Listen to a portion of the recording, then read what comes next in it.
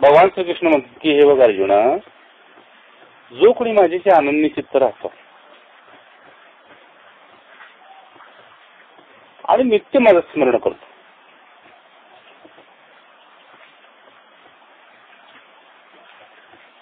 त्या माझ्याशी निरंतर एकवटलेल्या योग्याला मी फार सोपा, सुलभ, सहज आहे. आणि ही श्रेष्ठ स्थिती, भगवंताशी एकरूप होण्याची ही श्रेष्ठ स्थिती आहे. ही श्रेष्ठ स्थिती प्राप्त झालेल्या महापुरुषाला माझ्यापर्यंत आल्यानंतर दुःखाचे डोंगर, दुःखाचे सागर, दुःखाचे आगर असलेला हा निव्वळ नश्वर संसार, निव्वळ नश्वर संसार,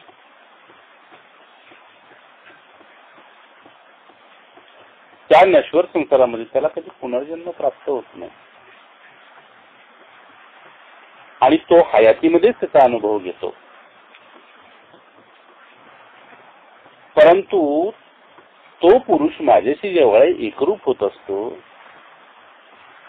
त्यावेळी त्याचं भौतिकतेत गुंतलेलं जे चित्त असतं, भौतिकतेमध्ये गुंतलेलं जे चित्त असतं ते माझ्यापर्यंत एकरूप करायला थोडासा वेळ जातो त्याला. परंतु त्याला सत्यसंगाची प्राप्ती झाली, सद्गुरूची प्राप्ती झाली, एकांताची प्राप्ती झाली, निग्रहाची प्राप्ती झाली की तो सहज सहज ते ओलांडत जातो. मग असा पुरुष ह्या मृत्यू लोकामध्ये नश्वरतेला कधीही मूल्य देत नाही. परंतु नश्वरतेशिवाय सुद्धा त्याचं चालत नाही असं ज्यावेळेस वाटतं त्यावेळेस आपला योगक्षेम भगवंतावर सोपवतो. ईश्वर इच्छा जरी असेल, यथाशक्ती नीतीसंपन्न जो व्यवहार करायचा तो करतो, त्याच्यातून उरेल ती त्याची इच्छा.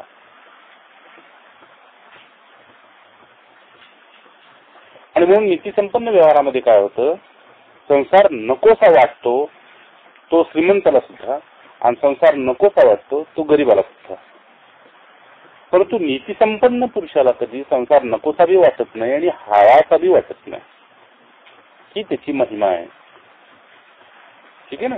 हवासा सुद्धा वाटत नाही आणि म्हणजे सिद्ध पुरुषांना कसं मरण आलं तर बरं असंही वाटत नाही आणि जगलो तर बरं होईल असंही वाटत नाही. ही सिद्ध पुरुषांचं लक्षण आहे. तसं माझ्या भक्ताचं लक्षण असं आहे अर्जुना की त्याला संसार नकोसाही वाटत नाही आणि संसाराचा हव्यास सुद्धा सुटत नाही.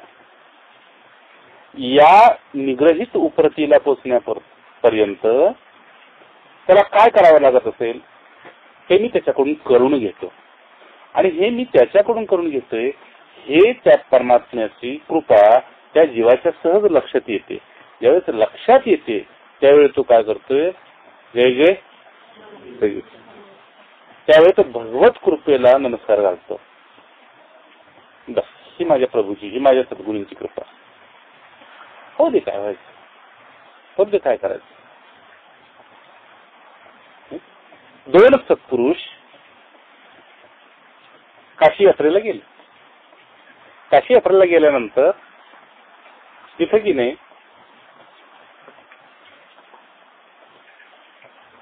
15-20 दिवस कुंभमेळ्यामध्ये लागले आणि माघारी आले. बघतेच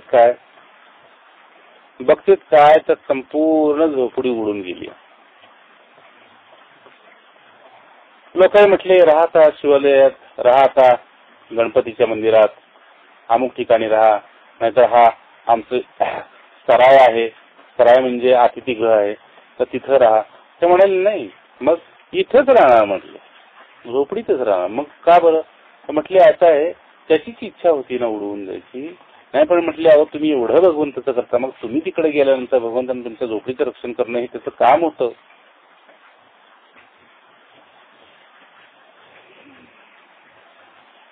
हे म्हणाले हे पहा प्रसंग तसा आलेला आहे.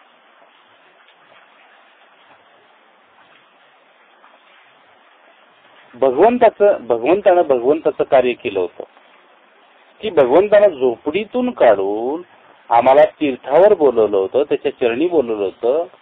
ही त्याची कृपा होती.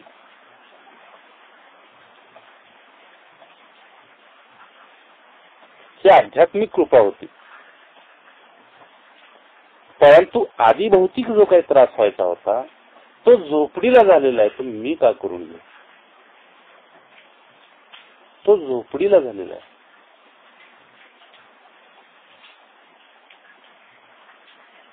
आम्ही संन्यस्त पुरुष आहोत. जसं देवाला घर नसतं तसं यांनाही घर नसतं.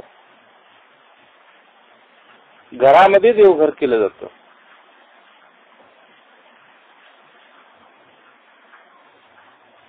नाही काय? सकाळी मी पाणी आणायला चाललो होतो पूजेला, तर जाता जाता मारुतीरायांच्या त्या खालच्या बाजूला गेलो की एक आपण प्रश्न कुठून तरी आला. देव आहे का म्हणाल्यानंतर काही लोक आहे म्हणतात, काही लोक नाही म्हणतात. नाही म्हणतात त्यांना भेटलेला नसतो, आणि आहे म्हणतात त्याने ऐकलेलं असतं. होय की नाही? नाही म्हणते त्यांना भेटलेलं नसतं, आहे म्हणते त्याने ऐकलेलं असतं. नाही, याचं खरं उत्तर कोण देणार? तर सिद्धपुरुष. मग असा सिद्धपुरुषांना प्रश्न केल्यानंतर सिद्धपुरुष त्याचं उत्तर काय देतो माहितीये का? मूर्ती आहे परंतु मूर्ती देव नाही. मूर्ती आहे ती परंतु मूर्ती देव नाही. मूर्तीच देव आहे.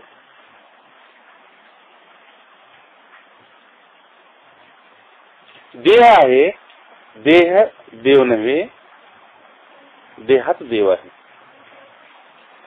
जग आहे, जग देव नव्हे, जगात देव आहे. म्हणून मूर्ती जाते तेव्हा देव बाजूला होतो, देह जातो तेव्हा देव बाजूला होतो, जग सुद्धा संपुष्टात जातं तेव्हा देव बाजूला होतो. मग देव आहे तरी कुठं? देव आहे आकाशात, देव आहे पाताळात, देव आहे स्वर्गलोकी, देव आहे कुठं?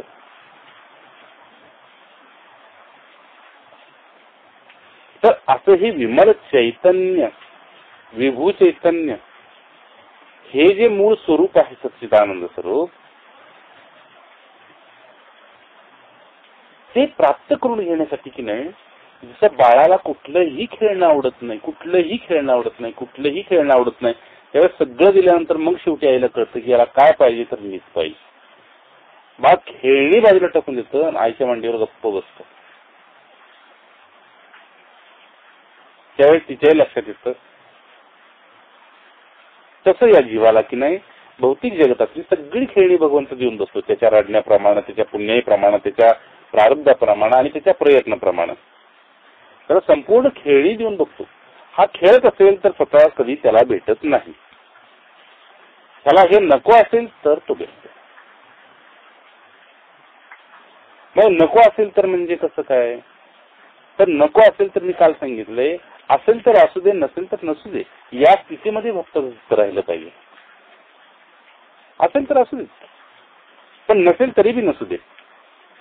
नाही म्हणून त्याच्यासाठी प्रयत्न सोड असं नव्हे. प्रयत्न त्याच्यासाठी तुला करायचंय कर, परंतु त्या प्रयत्नात तुझं आनंद, तुझं सौख्य, तुझं संतोष हिरावून जाऊ नये. म्हणून काय होतंय की प्रत्येकानं या भौतिक जगतामध्ये त्याला एवढं अधिक मूल्य दिलं की स्वास्थ्यच गमावून बसलं.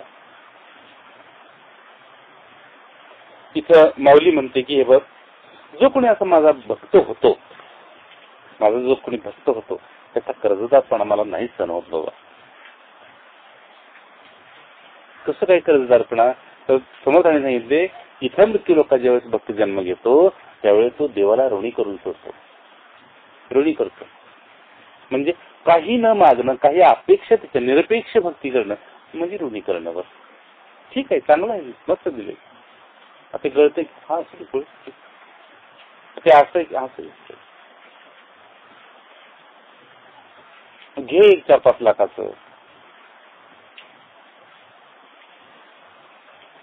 ओम करतो, चुप बसतो.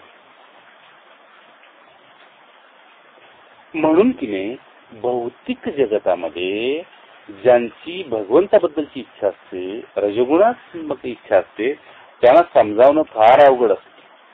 आणि ज्यांना विमल सत्व असतं प्राप्त ज्यांच्याकडे नाही, त्यांना सहज बोलत बोलतच त्यांच्याकडे साठत जातं. आणि इतकं साठतं निरपेक्ष बुद्धीने त्याच्याकडे इतकं साठतं की भगवंत म्हणते तो पुन्हा न मागण्यातून मला ऋणी करून सोडतात. आणि मला ऋणी करणार हे बघ अर्जुना, कर्जदारपणा मला कधी सहन होत नाही. आणि म्हणून आपल्या कर्जाच्या फेडी करता तो भक्ताचा देह पडण्याच्या वेळी त्याची सेवा आणि चाकरी करतो. एकदा महाराजांना गोंदवलेकर महाराजांना विचारलं होतं की महाराज 13 कोटी रामनामाचा मी जप केलेला आहे, ठीक आहे, मला असा प्रश्न पडलेला आहे की मी वृद्धाप काळामध्ये पोचलेलो आहे आणि शेवटच्या घडीला जर माझ्या मुखातून भगवंताचं नाव नाही निघालं आणि तर कसं काय?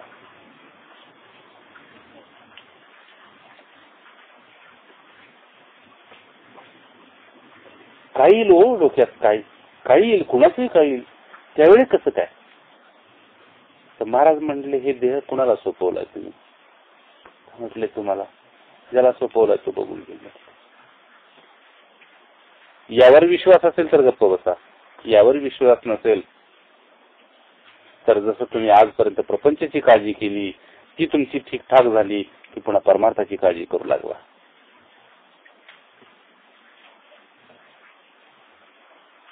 सर्व चिंता वधीर, ज्याच्या चरणी तुम्ही नतमस्तक होता तो खरोखर आपलं सगळं चालवतोय. इकडं ज्याची दृढबुद्धी होती, स्थिरबुद्धी होती, त्याला आईला बघितलं, आई लेकीला बघितल्यावर कशी प्रसन्न होते तसं तो होतो.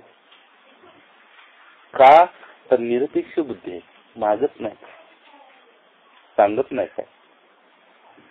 कालच्या सत्संगात सांगितलं नाही काय, भगवंत जे अंतःकरणात प्रकट होतो त्यालाच बाकीचे शांतकरण समजते, इतरांना नाही. अर्जुना हे बघ, सगळे जण इथं मृत्यू लोकात आलेले आहेत आणि प्रत्येकाला देह टाकून द्यायचा आहे, होय की नाही? आणि तोच जीव रोज देह टाकून देतोय. मग देहांत समयी व्याकुळ झालेला जो आहे, व्याकुळतेचा संबंध कदाचित माझ्या अशा सुकुमार भक्ताला लागेल असं तुला जर वाटत असेल, झालं का नाही तर लवकर बसता येते तिथं खा, ठीक आहे, बसायला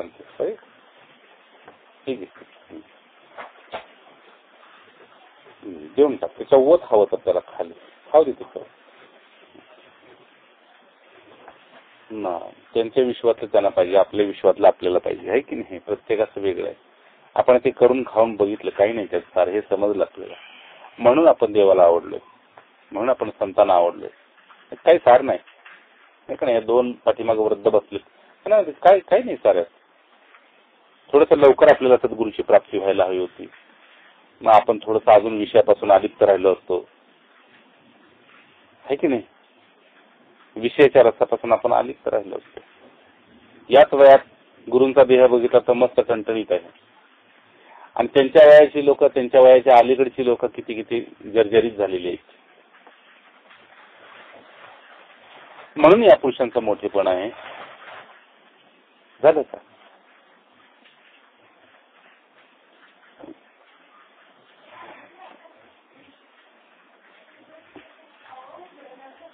हो, जसं हे तुम्हाला सगळं बाळंतपण करावं लागतंय की नाही, तसंच सद्गुरूचं बी असतंय.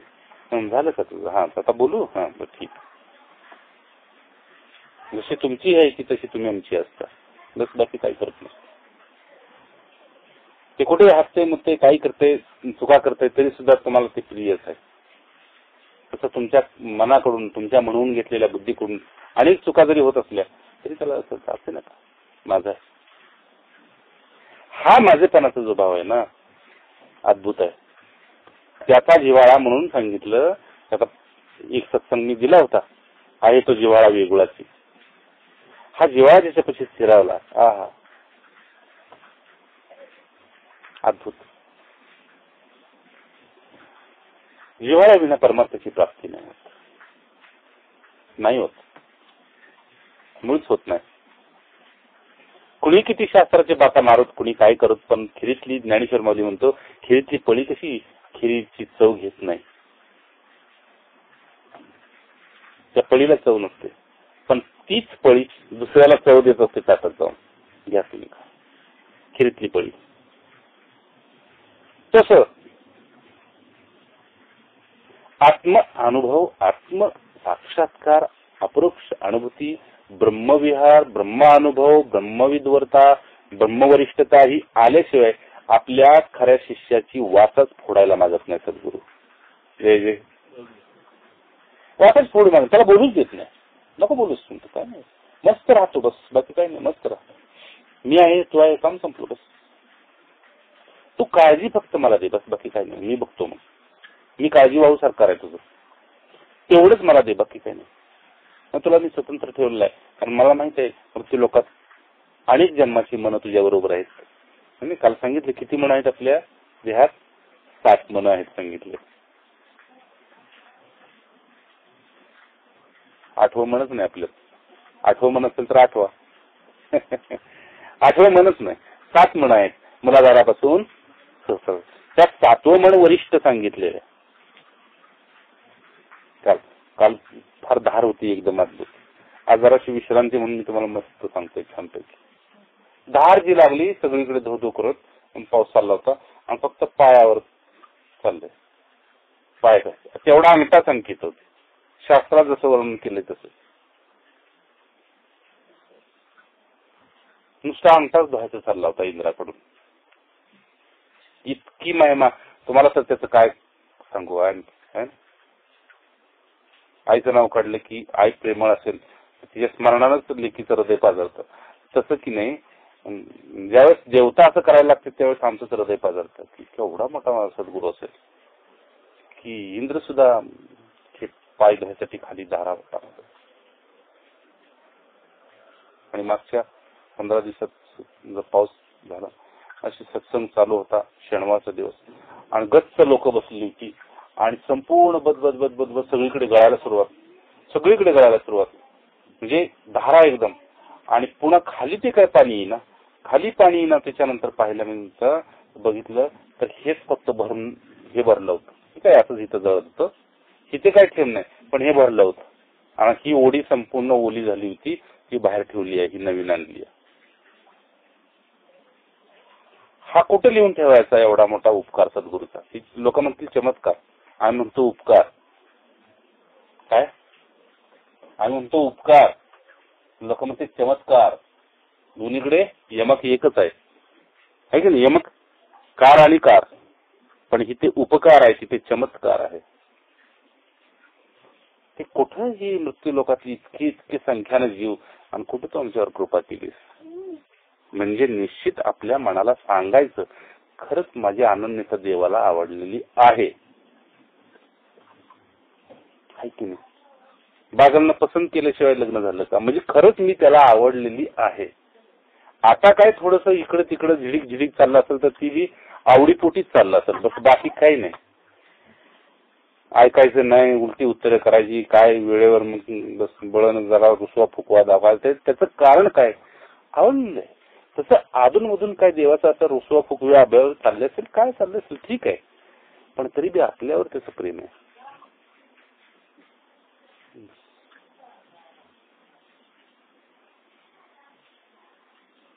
तरी का वेगळा असतो प्रेम करायचा.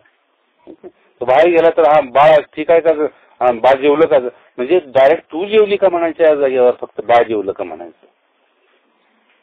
एक तरी का वेगळा असतो प्रेम करायचा. बस भगवंत म्हणतात माझंही तेच आहे की माझं जे बाळ आहे, आपल्याला बाळ म्हटलंय त्यांनी देवानी ज्ञानेश्वरीत गीतेत भगवंतानं. एक नजर टाका फक्त देवाच्या कृपेवर, काय काय तिची ती हृदयाची ठेवण असेल त्या परमेश्वराच्या. विश्वेश्वर आहे, किती प्रेम करत असेल, फक्त आपल्याला लक्ष नाही, कारण आपण गुंतलो वेगळ्यात. सांगा, हे ह्यांचं लक्ष आहे का? हे गुंतले ते चुरून चुरून करून करून आपण कुठे दुसरीकडे गुंतलोय, बस एवढंच ठरतं. झालं, मोकळं झालं काम, चटई झाडली, बस. आहे की नाही? तसं हे झालं, वृद्धपण आलं सालासाठीवर कुठे, झालं झालं मोकळं झालं, सुपात हात घातला, बाबा काय नाही नेत देवा. नको असं करू, है ना? संत मर्द म्हणते मुठ्ठी बांध के आहे, मुठ्ठी बांध के जा.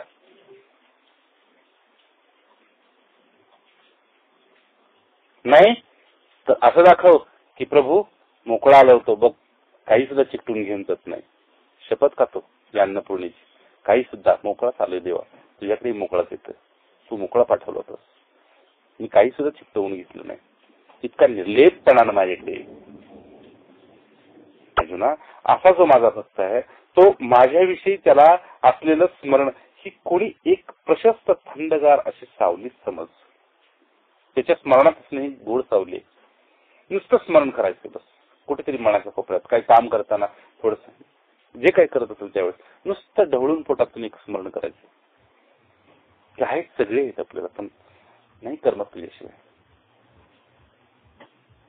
आणि नुसतं तुझ्या स्मरणात राहणं म्हणजे सावलीला बसल्यासारखं. आणि बस सतत हृदय ओलं डोळे ओले, हृदय ओलं डोळे ओलं, काय नाही बस. त्यामुळे तो माझ्या स्मरणात असल्यामुळं अनेक जीव त्याच्यावर प्रेम करतात, अनेक महात्मे प्रेम करतात, आणि त्याच्याकडून कधी कोणाला दुःख होत नाही.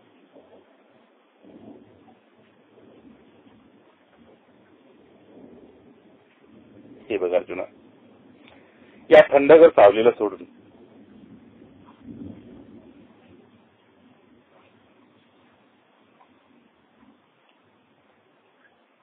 जर कुणी मृत्यू लोकात हाव घेत असेल तर तो सुखाचा पिंजरा तोडतोय. अशा थंडगर सावलीला सोडून जर कुणी मृत्यू लोकात धाव घेत असेल तर तो सुखाचा पिंजरा तोडतोय, बघ, समाधानाचा पिंजरा तोडतोय. म्हणून अर्जुना, मला असं वाटतं माझा असा भक्त जो आहे की नाही, आत्म्याच्या नित्यतेविषयी त्याची बुद्धी एवढी दृढ झालेली असती की ती बुद्धी मला माझ्या भगवंताकडून मिळाली अशी त्याच्या अंतःकरणामध्ये एक जाणीव असते. आणि त्या जाणीवेपोटी तो मला फक्त नमस्कार करतो, नमस्कारातून मागत काही नाही. आणि हेच मला लसतं, हेच मला चलतं की त्याने काहीतरी मागावं, काहीतरी म्हणावं, म्हणजे नको काय.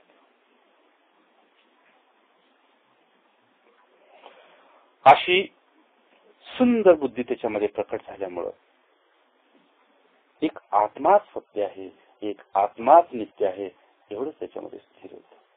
आणि पुढं तोच मी आहे याची प्रचिती मी त्याला कसं देतो ते बघ अर्जुन. तोच मी आहे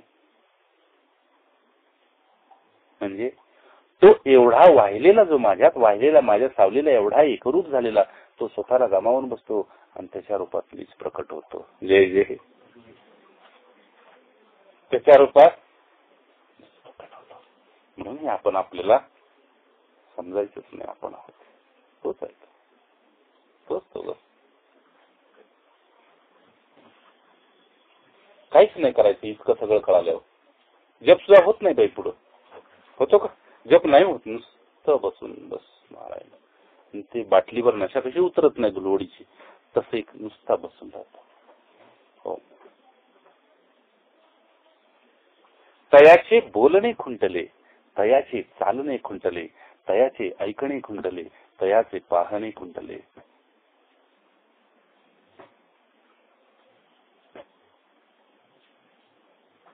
तिथे सर्व एकवटले मज मीची. आता त्याचं सगळंच मी झालेलो आहे, त्यामुळे सगळं खुंटून गेले त्याच. अर्जुना, म्हणून मरणाचं संकट माझ्या भक्ताला कधीच पडत नाही. अनन्य चेतता सततम यो माम स्मृती नित्यशः तस्याहम सुलभ पार्थ नित्ययुक्तस्य योगिनः. कारण 51 वर्षानंतरचा जो काय धन असतं, जी पत्नी असती, जे काय आपल्या जवळचं काय असेल ते आपलं असतं, ते पुन्हा वाटत बसू नये असं शास्त्र म्हणतं. दान करावं परंतु वाटत बसू नये, म्हणजे कर्ज रूपात कुठे देत बसू नये. का बरं? आधार जातो. आधार कारण त्याला एवढा भगवंताचा अनन्य आधार नसतो. तर अनन्य आधाराचं एक शेवट आणखी सांगतो. अनन्य आधार म्हणजे काय की अनन्य भक्ती म्हणजे काय, त्याचंच स्मरण आणि त्याचंच चिंतन आणि त्याचाच धावा, हे खरं आहे की. परंतु हे अखंड होईल का? नाही. कुणाचंच होत नाही, कुणाचं झालं नाही, कुणी करू शकत नाही ते.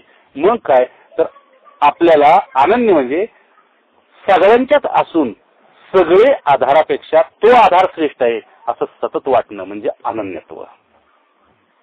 सगळे आहेत आपल्याला परंतु सगळ्यात तो आधार श्रेष्ठ आहे हे ज्याला वाटतं तो परमश्रेष्ठ आहे.